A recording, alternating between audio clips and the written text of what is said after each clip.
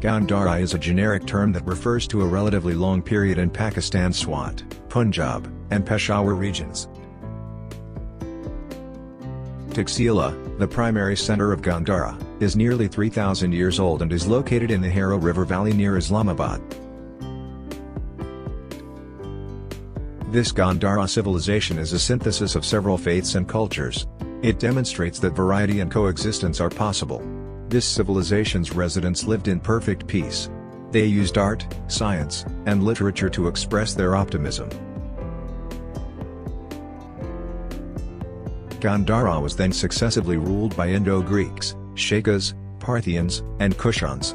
After its conquest by Mahmud of Ghazni in the 11th century, the region was held by various Muslim dynasties. Gandhara art was produced between the 1st century BC and the 7th century AD. This school of art evolved a distinct type of Buddha statue and was also rich in relief sculptures depicting Buddhist myth and legend.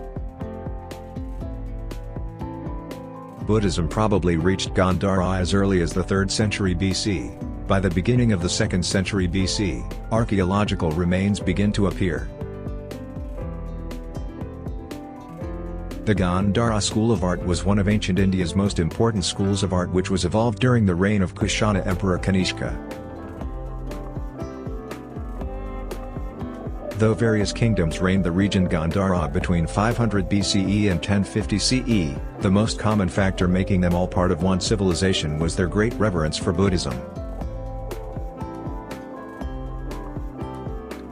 Gandhara school was based on Greco-Roman norms encapsulating foreign techniques and an alien spirit.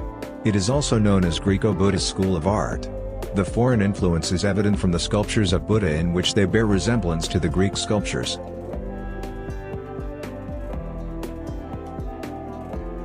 The most favorable subject of the Gandhara artists was the carving of sculptures of Buddha.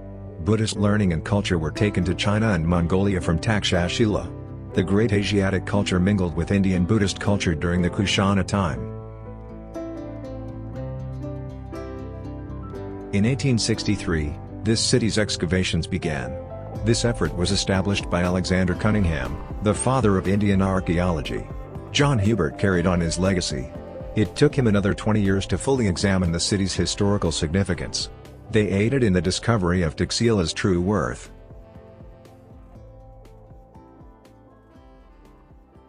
Hundreds of monasteries and stupas were built together with Greek and Kushan towns such as Sirkap and Sursuk, both in Taxila.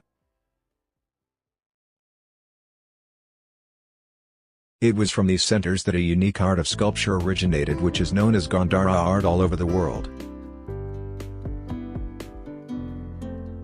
Today the Gandhara sculptures occupy a prominent place in the museums of England, France, Germany, USA, Japan, Korea, China, India and Afghanistan, together with many private collections world over, as well as in the museums of Pakistan. Nevertheless, the zenith of this Gandhara art is one and only fasting Buddha, now on display in Lahore Museum, Lahore. The light of Islam penetrated in this part of the world as early as 7th century AD. From the west with the Arabs and during the 10th century AD from the north with the Turks. With Islam in came a new culture in this land from Arabia and Central Asia.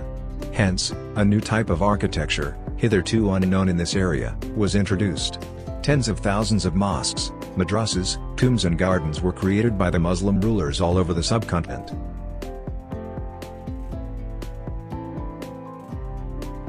The most important contribution of the Muslim rulers to this land, however, is a new language, Urdu, which became the national language of Pakistan since its independence in 1947. Thanks for watching the video.